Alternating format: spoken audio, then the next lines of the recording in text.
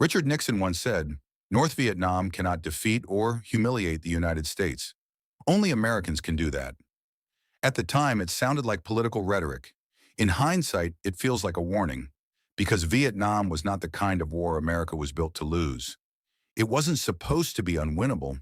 It wasn't supposed to fracture trust at home, shake confidence abroad, or leave a generation of men carrying questions heavier than their rucksacks.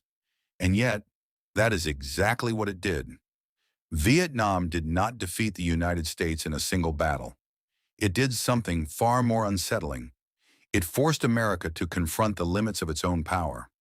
For the men who served there, the war was not an abstract debate about geopolitics. It was heat that never broke. It was mud that swallowed boots whole. It was helicopter blades chopping the sky at dawn. It was the tension of walking into villages where the enemy might be a farmer by day and a fighter by night. But long before the first American combat troops landed in 1965, the foundation of failure had already been laid, quietly, strategically, and with a confidence that bordered on blindness. To understand why the United States could not win in Vietnam, you have to begin decades earlier, before American advisors, before the Gulf of Tonkin, before the word quagmire ever entered the national vocabulary. Vietnam had been under French colonial rule since the late 19th century. For more than 60 years, its land, labor, and resources were controlled by a European power that saw the region not as a nation, but as an asset. Rice exports increased. Rubber plantations expanded. But the Vietnamese people were largely excluded from meaningful political power. Their language was suppressed, their culture marginalized. Resistance movements formed, but they were fragmented and easily crushed. Then World War II changed everything. Japan occupied Vietnam, weakening French control.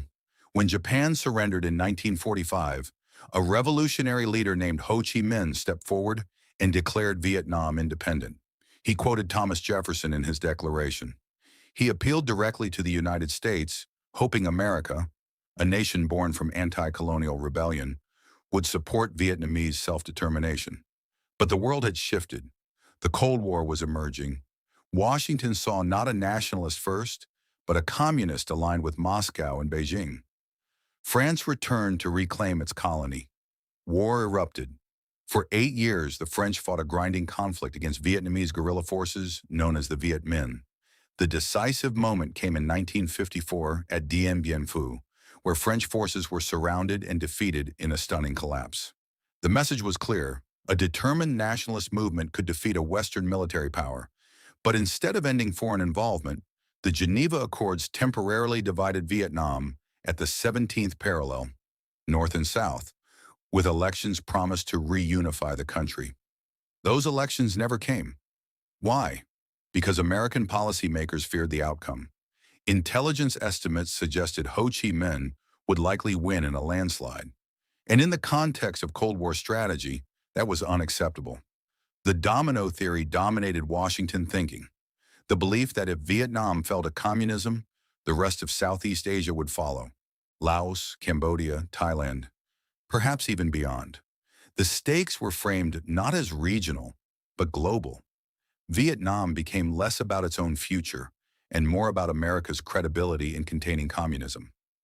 At first, involvement was cautious. Financial aid, military advisors, equipment shipments. But South Vietnam was unstable from the start. Its leader, Ngo Dinh Diem, was staunchly anti-communist, which made him valuable to Washington. But he ruled with authoritarian rigidity. He suppressed political opponents, favored loyalists over competence, and alienated rural communities whose support was essential. In the countryside, resentment simmered, and into that resentment stepped the Viet Cong, communist guerrillas operating within South Vietnam, but supported by the North. They did not wear uniforms. They did not hold fixed positions. They blended into villages and struck with precision before disappearing again. In Washington, each escalation felt incremental, logical, manageable.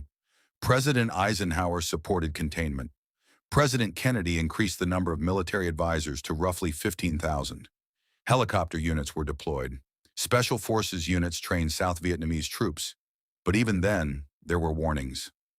Some advisors reported that this war would not be fought in open fields or clear battle lines. It would be fought in hamlets, in rice paddies, in places where distinguishing friend from foe would be nearly impossible. It would not be a war of territory, it would be a war of loyalty. When President Kennedy was assassinated in 1963, Lyndon B. Johnson inherited a volatile situation. Withdrawal risked political damage and accusations of weakness. Escalation risked deeper entanglement.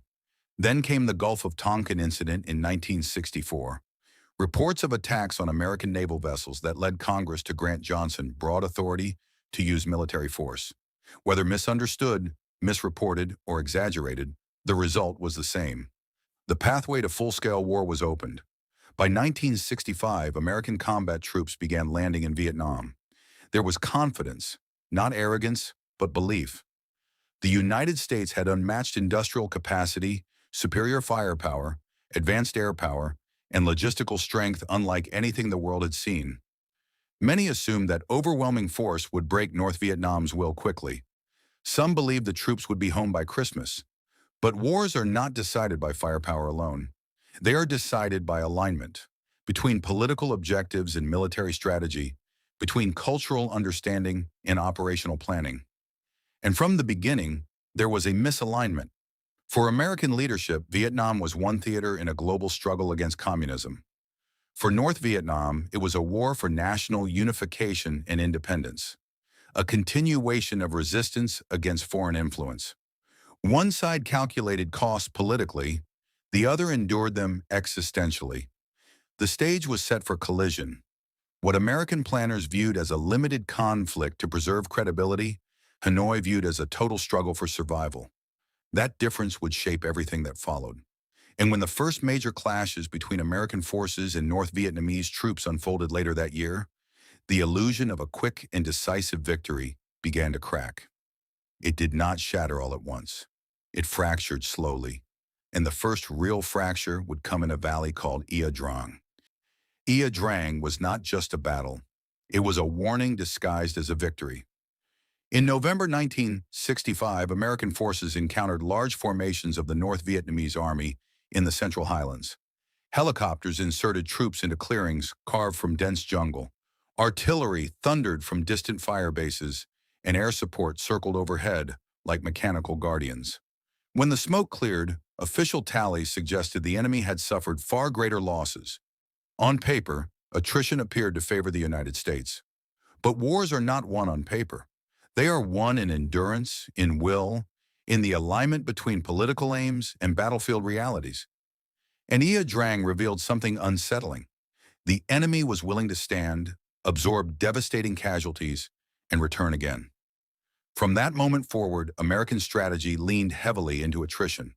If the North Vietnamese and the Viet Cong were prepared to fight conventionally, then the United States would leverage its overwhelming firepower to grind them down. Search and destroy missions became the rhythm of the war. Units swept through jungle terrain seeking contact. Body counts became a metric of progress. Success was measured not in territory held, but in enemies eliminated. The assumption was clear. There must be a breaking point. But attrition assumes both sides measure loss the same way. For Washington, rising casualty figures meant rising political pressure. Every loss echoed back home. For Hanoi, casualties were devastating, but they were part of a generational struggle that had already endured French colonialism and Japanese occupation. Their calculus of sacrifice was rooted in national survival. America's calculus was rooted in strategic containment, and so the war became a contest not only of weapons, but of patience. Operation Rolling Thunder intensified bombing campaigns against North Vietnam in an attempt to cripple supply chains and force negotiations. Bridges were targeted, rail lines destroyed, fuel depots ignited. Yet the North adapted. Infrastructure was decentralized. Supplies were rerouted. The Ho Chi Minh Trail, far from being a single highway, was a vast and evolving network of jungle paths, tunnels, river crossings, and hidden depots stretching through Laos and Cambodia. When bombed in one section, it reappeared in another. When cratered, it was repaired by night. There was no central nerve center to sever, no headquarters whose destruction would end the war.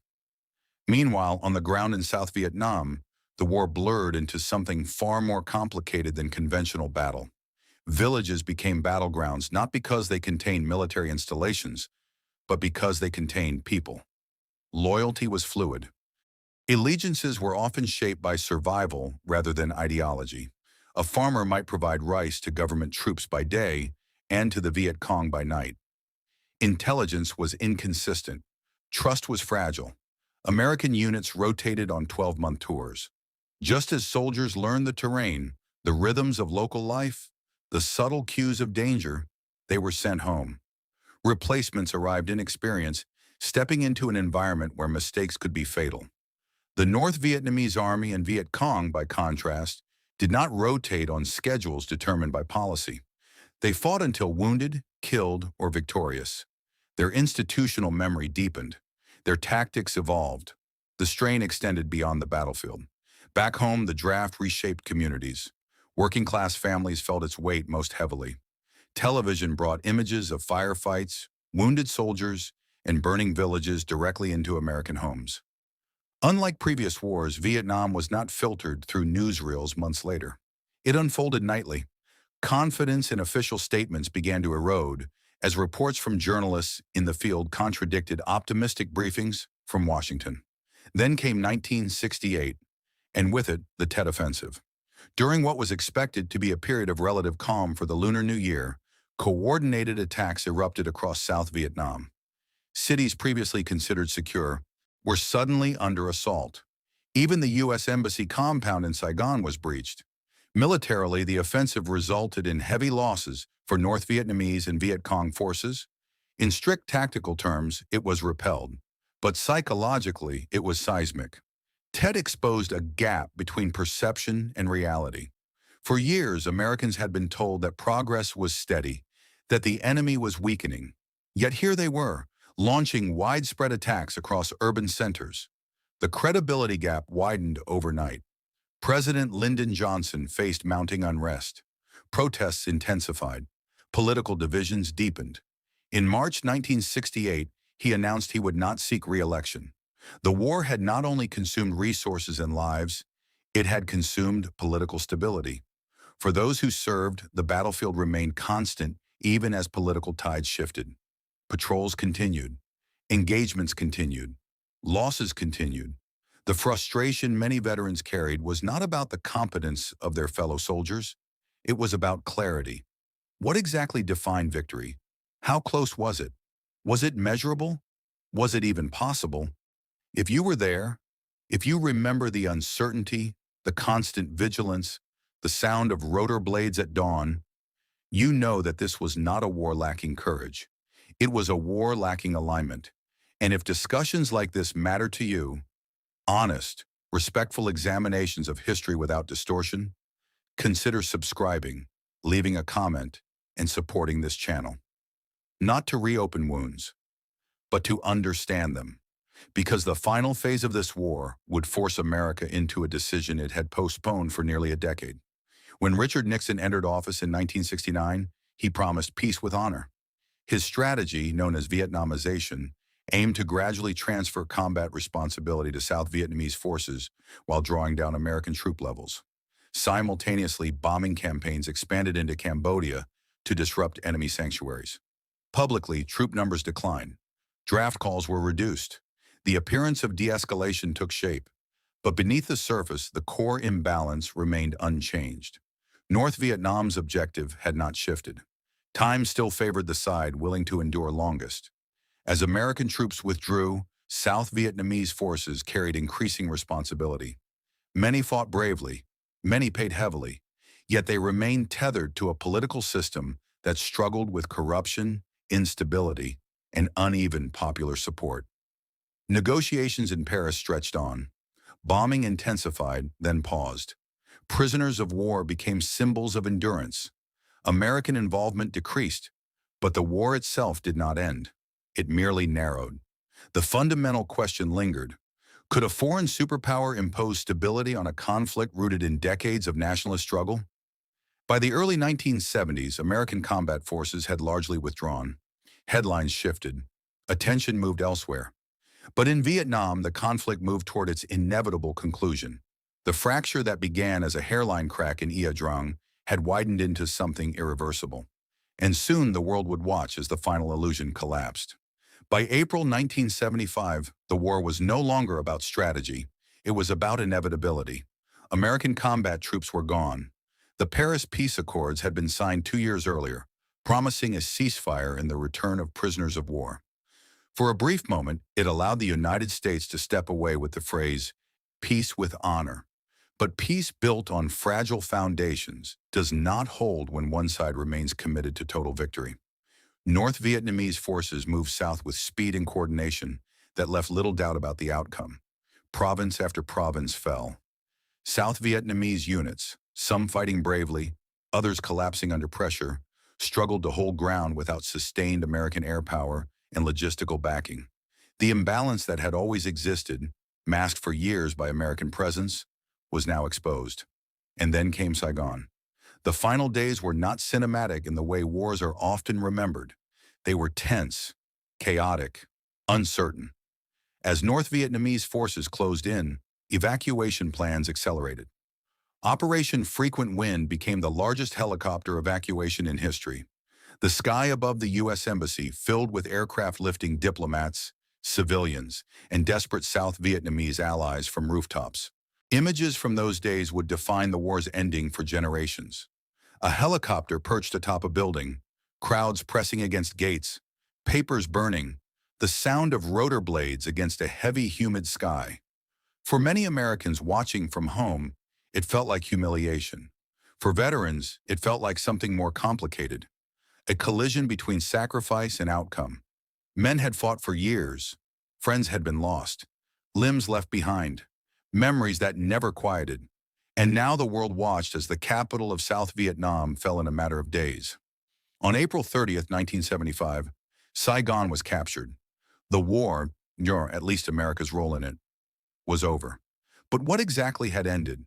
More than 58,000 American service members had lost their lives. Hundreds of thousands were wounded. Millions of Vietnamese, North and South, were killed or displaced. The cost was not abstract. It was measured in families altered forever. So why couldn't the United States win? It was not because American soldiers lacked courage. It was not because equipment was inferior. It was not because of a single battle lost or a single decision made in haste. The answer lies deeper, and it is uncomfortable. The United States entered Vietnam viewing it primarily through the lens of the Cold War, a strategic contest against the spread of communism. But for the Vietnamese who fought for unification, the conflict was not primarily ideological. It was nationalist. It was historical. It was rooted in decades of resisting foreign influence. When a war is existential for one side and strategic for the other, endurance rarely aligns. America sought to contain an ideology. North Vietnam sought to unify a nation. One side measured progress in metrics and negotiations. The other measured it in survival and time. There was also the misalignment between military capability and political objective. American forces were capable of winning battles, and they did repeatedly. But battlefield success never translated into lasting political stability within South Vietnam. Corruption, internal divisions, and fragile governance undercut the very foundation the war aimed to defend. And then there was the home front. Vietnam was the first truly televised war. Public trust eroded as official optimism clashed with visible reality. The draft intensified divisions across class and generational lines. The longer the war stretched, the more fragile consensus became. Nixon's words echoed with painful clarity. Only Americans could defeat or humiliate the United States. But history deserves nuance. Vietnam was not a story of simple defeat. It was a lesson in limits, a reminder that military supremacy cannot automatically reshape political identity. That cultural understanding matters as much as firepower. That wars of insurgency favor those rooted in the land and the people. For the veterans who carried the weight home, the aftermath was often harder than the war itself. Many returned not to parades, but to protests, not to gratitude, but to confusion. It would take decades for national recognition to begin healing those wounds. The Vietnam Veterans Memorial in Washington, D.C. stands today not as a symbol of failure, but as a testament to service. Names etched in black stone, reflecting the faces of those who come to remember. Because service and strategy are not the same thing. The men who fought did not choose the policy, they fulfilled the duty asked of them. And that distinction matters. In the decades since Vietnam, American military doctrine has evolved. Counterinsurgency theory deepened. Lessons about local alliances, cultural intelligence, and the limits of occupation became embedded in strategic thinking. Vietnam reshaped how America wages war and how it questions intervention. But perhaps its most enduring legacy is this: power has boundaries. No nation, no matter how technologically advanced, can impose legitimacy from the outside. It must exist from within. When Saigon fell, it marked the end of an era of unquestioned American confidence. It forced a recalibration, not of strength, but of assumption. And in that recalibration lies the real significance of Vietnam. Not that America was weak, but that it was human, fallible, limited, capable of miscalculation, and yet capable also of reflection. If you served, if you lived through those years, your experience is part of that reflection. History is not written only in policy documents. It is written in memory, in stories told decades later, in lessons passed down. So I'll leave you with this question.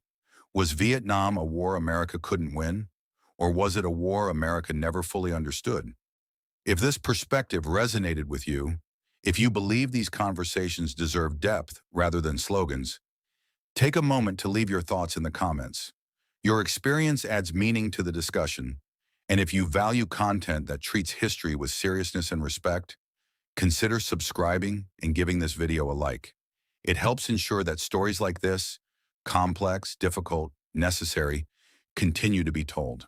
Because history is not about reopening old wounds, it's about understanding why they happened and making sure we carry the lesson forward.